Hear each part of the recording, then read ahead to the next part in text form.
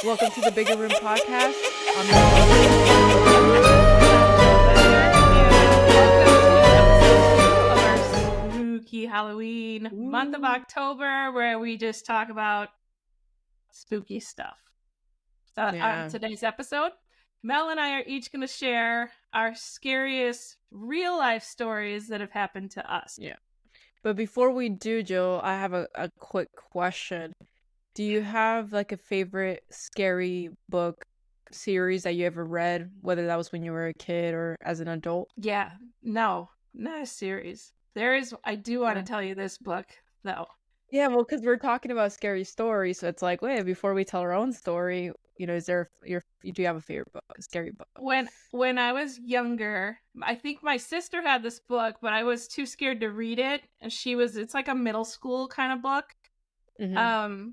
And so once I was in middle school, I dared read it, and then I read it several times. It's called The Dollhouse Murder. Mm. And it was so good, and I want to read it again. So if I do have the copy, I'm definitely going to read it again. So basically, I don't really remember the whole story, but obviously it had to do with the dollhouse, and I'm guessing the little characters inside came to life at night and then murdered people. I don't really remember the story at all. That's a little terrifying when you're a kid to kind of read that stuff. Yeah. I mean, I was a middle schooler and I already had seen probably 20,000 scary movies by then. But yeah, it was a good scary book and I loved it. How about you? Well, when I was a kid, when I was in elementary school, I was definitely obsessed with the Goosebumps series. I just loved them. And also they weren't out when I was little. Stop aging yourself, Jill. You're not old. I mean, they might have been, but I don't know what year they came out, but I definitely never read them. It was the Goosebumps and also Scary Stories to Tell in the Dark. I was so obsessed with that series as well. And then the movie came out like a year or two ago, I think. Yeah. Did you ever watch Who's Afraid of the Dark on Nickelodeon? Yeah. Yes, I did. That was good. Yeah. Isn't that the one where they'd put the fire out with like a half a gallon of water? Like a half a pail of water, and the whole thing would just go out? Yeah, those are good memories. Yeah. But Jill, tell us your scariest story. Okay. Real life story. So, speaking of sort of like a book series, it was a podcast series called The Black Tapes. And if you guys are into spooky, crazy, go down a rabbit hole type stories, I highly recommend The Black Tapes. There's a bunch of the podcasts that are sort of interrelated. I don't even remember the name of the other ones, but I had been on a kick and I was listening to all of these types of podcasts. And one of them would kind of introduce the other. And then I was listening to this so obsessively that I would wake up in the morning, I would get in my car and I'd play the Black Tapes. Then on the way home, I'd play the Black Tapes. On lunch, I was listening to the Black Tapes when I got home. And if I had any extra time throughout the day, I would listen to the Black Tapes. And then right before bed, even though it was scary and spooky and this crazy storyline, I was still listening to the Black Tapes. And the way that they did this story is that I almost didn't even know if it was real or fake. I didn't know if I was listening to... I didn't even know if this was like a podcast of fiction or not, because they did it so well that I was confused the whole time, but it didn't matter because it was such a good story. So I'm like nearing the end of this series, and at the time there was somebody renting my spare bedroom, so there was somebody that was always in my house, and so that I think that made me feel more comfortable to listen to this. And so at night, my son was very little. He was here, but he was like little, but he was sleeping in his own room. I'm in my bed listening to it before I go to bed, and it was close to the end. I want to say maybe I even was listening to it for like a second time because I loved it so much. And so I fell asleep, but then I woke up and somehow I knew there was this woman coming down the hallway, and the way that my bedroom is set up, I lay in my bed and I can look down the hallway, and this woman, she's all in white, and she's kind of like floating down the hallway toward my bedroom, and I'm like, holy shit, she's coming in here. Oh my god, don't move. You know, you just kind of like freeze up and you don't want to move because she's going to know you're there. And I'm like frozen laying there. I'm like, don't move. Barely even breathing now. I'm like, oh my God. So she comes in my room and I kid you not, Mel, I was feeling around my feet. You know how cats will kind of like just gently like push around areas. I don't know why. I don't have a cat, but my sister does. So I know they like just kind of like feel around. This woman came in and she was feeling around by my feet. I'm like, oh my God, she's trying to find me. She's trying to find my feet. And so I was like, don't move them because she'll definitely see me move. And I laid there and she kept feeling around and somehow was not like landing on my feet. And I'm laying there going, I need help. I need somebody to help me. I need to, like, somebody needs to help me. And like, there's somebody in the other room, like my roommate. Like, I need to call for her. So her name was Lisa. And so I'm like, okay. I'm like, what's her name? I'm like, oh, I got it. I'm like, Mom, Sally. Sally, as everybody probably knows, is my sister. And I yell out, Mom, Sally. And I have not lived with Mom and Sally for a good 25 years. And I'm yelling their name. And I'm yelling it so loud. And nobody's coming. I'm like, shoot, that's not even the right name. And she's still feeling for me. She's still there. And I'm still frozen. And I can't move. And it was risky to even yell out. And so I'm laying there. I'm like, you got to yell the right name or she's never going to come in here. And I'm laying there. I'm like, oh, I got it. I know her name. And I open my mouth and I yell, Mom, Sally. Her name is Lisa. It's not Mom or Sally.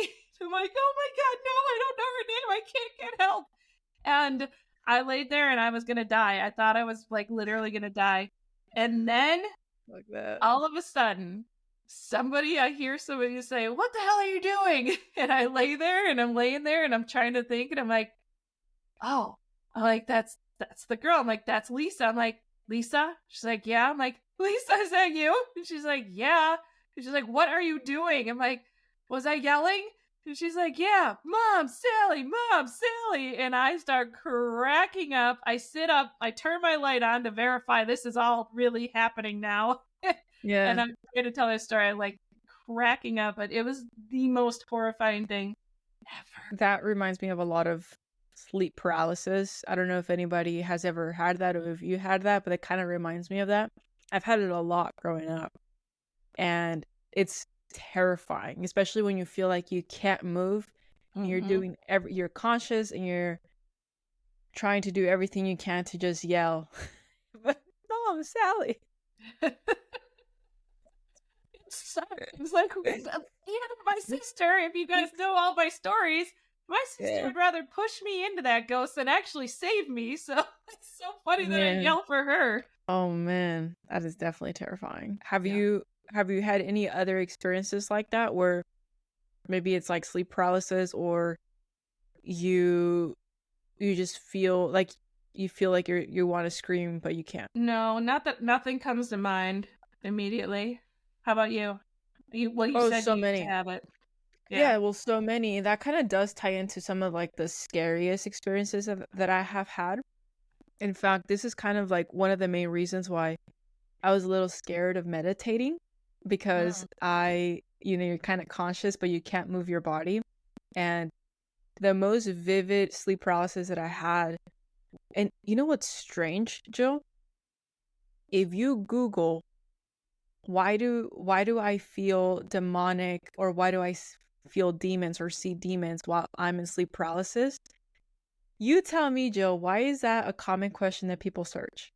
Why is it that when all of us are having sleep paralysis, we have the same experience of experiencing demons? Something Isn't that weird? Scary? Yeah, that is weird. It's strange, and it's a common question because I thought it was just me. I thought that I was having these lucid, vivid dreams, and then later on I found out that it was sleep paralysis. Then I met people that had it, and it was the same exact experience. And then sure enough, I Googled it. Sure enough, I started seeing like documentaries, and people were like, oh yeah, the demon is dragging you. And I'm like, is that a common thing? Like, there's something going on here if we're all having the same experience, because nobody has the same dream. Yeah. Right? So let that set the mood of freaking creepy. I remember I was actually in Missouri visiting my wife. She was stationed there temporarily, and I was in her hotel room and I fell asleep. And I knew right away that I was stuck in sleep paralysis because I couldn't move, I couldn't scream. And then from the corner of my eye, I felt a big, tall shadow. And it was, I don't know the name, but it's like that mythical creature that's like half bull, half human. So human body with like a bull head. And that's the presence that came through. And I was like, no, no, no. And he grabbed me. And now my physical body, but my soul body, what people would call your astral body, left my body, and I could see myself laying there, and he was just dragging my ass around the freaking hotel. That was freaking terrifying because I could see everything, I could feel everything, and later on I found out that people can actually, astral travel, like leave their body and go. So I was kind of forced to astral travel with this demonic presence. And then when I was being dragged, I had other like demons on top of me pushing me down, and I couldn't get up, and I was just staring at my body like, let me go back, let me go back, let me go back, and they wouldn't let me. And it wasn't until there was a knock on the door that I finally shot back to my body and I woke up. Well, I was awake, I just came back to my body, kind of thing. It's terrifying, but yeah, when you read like sleep paralysis and astral body, you're like, that's freaking creepy. Yeah. I've had several scary dreams for some reason with Abe Lincoln. Oh, really? That's random. I could tell a ghost story, actually. Ooh, yeah, please do. So Bethany, I grew up with Bethany, and her husband had bought this big house, and it was like, I don't know when it was built. I want to say maybe like the 40s or something, but it was a nice big house. And when you walked in, she said when she walked in with the realtor, the realtor and her were standing like in the foyer, and right where you walk in, you look up the stairs, or you like look over into the basement, lower level area, I guess. Mm-hmm. And she said, so her and the realtor are talking, and all of a sudden they hear something upstairs, and they look up, and they see like a shadow of a butler like pass by the stair railing and everything, and they look at each other, and she's like, is somebody home? And the lady's like, nobody even lives here right now, there shouldn't be anybody in there.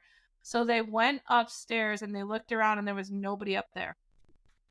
Still, my friend decided to buy this house. She said she never told me these stories either because she knew I would never come over. Would that be something that like stops you from visiting someone? Yeah, back then I probably would have been like, I would have come over, but maybe only during the day. I probably would have it would have been limited.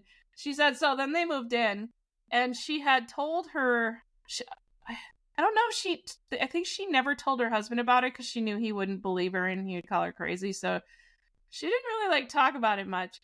So then when she was home again, another time, she again saw this butler, and she's like straight up butler. And so she did a little research on the house, and the house used to be like in the 50s. It was somebody wealthy that lived there, like the mayor or something.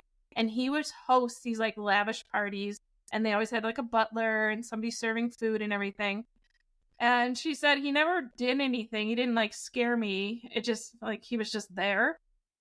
So then one day, I could remember these stories better now, but it's been like a while. But one day her husband was home, and he saw a little girl. Oh my God, that's what the story is. Sorry. A little girl? What was she doing? Hold on. He was getting up to go to work. He was a carpenter, and he got up, and it was like the sun hadn't come up yet. It was like 6 or 7 in the morning, and it was winter, and it's freezing out. So he ran out to start his work van. And when he ran out there was a little girl standing in front of his van. And he's like, yeah, he's like, hello? And as he got closer, she just sort of disappeared. And so he started his truck, he went back in, and he was like, holy crap. So he did not tell his wife this story. that later that night, he was on the phone with one of his friends, and he's like, it was the weirdest thing. And so he's telling this story. She comes running out of the other room, and she's like, when did you see this? I think she said, I have been trying to tell you, like, there's somebody that's here, and you weren't believing me. So she must have had told them stories. And he's like, yeah, well, I don't know. He had some excuse for it, and he said it scared the living crap out of me. So almost every night, they could hear toward the kids' room, their own kids, they had two boys, where they slept, there were metal, like, shutter-style closet doors in the hallway. It's like, we could hear those opening, closing all the time. And then they were remodeling the upstairs, and so they had to live downstairs. And she's like, we would just lay there and listen to all the, like, we would hear a ball bouncing, we would hear little kids running. She's like, we would just lay there trying to fall asleep, listening to all these noises. I'm like, I would have been out of that freaking house so fast. Yeah, so it was never any scary spirits that were like doing anything to them, and she wanted to live in that house so bad that she was willing to deal with it, but it was so freaking creepy. No, thank you, yeah, no, thank you, no, thank I would have been out. Heck no. My parents' house in Mexico is what people would say haunted. Yeah. Okay. So, right, I guess like a little bit of a backstory is that village where they're from, the priest was hung on a tree because I guess during that time there was some sort of, I guess I don't know what kind of war. I didn't grow up there, so I don't know really like the history that happened, but I do know that my great grandmother lived through the time where if they caught you teaching Catholicism, they would kill you. Yeah. And so a lot of people were murdered in this village, and that's why the priest was hung. So I don't even remember his name. But a lot of people go to this village to kind of tour or to see the tree where he was hung and tour the area because they still have all his stuff, his bed where he slept, where people would hide, and where he would do the teachings. Yeah. So I don't know exactly what type of war was happening, but it was the soldiers that would kill people if they were caught. And a lot of these were from Spain, from Portugal, these soldiers. And a lot of them were murdered as well, right where my dad's house is. So my grandpa bought this land for very, very dirt cheap for all 12 of his kids. And they each got a plot of land. Reason it was cheap is because it's basically a cemetery down there. And when I was 10 years old and I went to Mexico for the first time, I don't know why people do this, but they terrified us with letting us know that the house was haunted. So already immediately I was like crying. I didn't want to sleep here. Yeah. And so I slept at my cousin's house because I was like, I'm not sleeping there. But they didn't tell me that his house was also haunted. I don't know why every house in Mexico is haunted, Joe. But I remember I was 10 years old. I was sleeping downstairs in their spare bedroom. And the stairs that they have in this house are not like the stairs that I have in my house. They're metal, like metal stairs. I don't know. It's like some sort of metal material. And so when people are going up these stairs, like it's freaking loud. And I remember hearing somebody go up these stairs, like running up, and I was thinking like, I wonder who's running upstairs. And I could just hear this loud commotion going up there, and I was like, oh, maybe it's my cousin. So I go back up there, right? I'm on my way to go back up there, and as I'm walking to the living room to go back up there, I just see those stairs shaking like somebody's running down, but there's no body. It's just the stairs are freaking shaking coming down.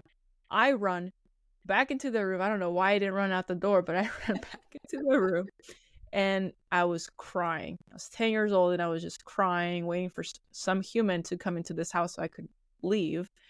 And I just continued. I just kept hearing the steps. And my dad slept in that room with me.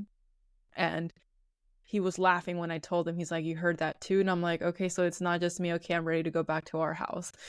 So that was the first time I experienced anything paranormal as a kid. And then thereafter, every time I go back to Mexico to my parents' house, I always feel some sort of weird like presence. And then I got a little bit brave last time I was there, and I set up a GoPro, and you can just see lights turning on and off on their own. Wow. Yeah. Crazy. Yeah. So, yeah, I don't it's just one of those things that I guess it is what it is. But my dad has a lot of stories, apparently, of like these soldiers or just their spirits showing up and scaring them when they're drunk and throwing rocks at them. So it's a little bit of poltergeist stuff being moved.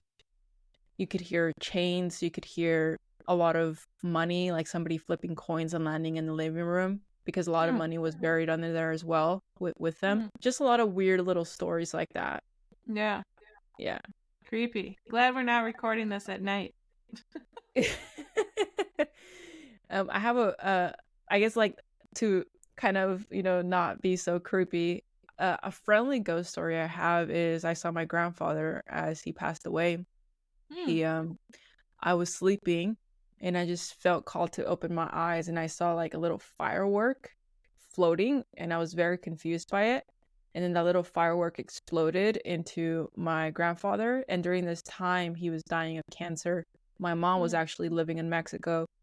And I knew that moment he passed away. He just grabbed my leg and like almost like telecommunication he was just saying like, I love you. Like, it's time for me to go. Like, and within 15 minutes, this was like around 2 a.m., 3 a.m., the phone rang. My dad answered. And sure enough, my mom was just letting him know that her dad had passed away. Yeah. Wow. Yep. That's a friendly ghost one. Yeah. My friendly ghost story is that I recently saw my dog in my dream, and I was like, and he died 2 years ago now, and he was like my first and only dog prior to the one I have right now. Like I never, owned a dog by myself before. And it was before I had a kid, so he was my baby. And I saw him, and he was in my kitchen, and I was like, "Hey, you wanna go camping with us?" And I'm like, "How come I haven't brought him camping in a while? Why'd I start leaving him home? Like, he can go. He's such a good dog. Everybody loves him, and he's so well behaved, and he listens, and he doesn't bark." And I'm like, "You can go camping," and he's like all waggy, and his whole body always wags and everything, and I kept wondering, like, how come I haven't brought him in a while? Because he's gone. But it was like, I woke up and I'm like, "Aw, Hitchy." But it was almost like he was popping in to say hi and like, "Don't forget about me." And it was so cute. And it was so fun to like see him again. Yeah, That's I bet. my happy story. My happy ghost I story. love it. Yeah. That's a good story. Yeah. We hope you enjoyed our spooky real life stories. And we hope that you'll keep tuning in this October and, of course, forever. But for more spooky Halloween episodes on the Bigger Room podcast.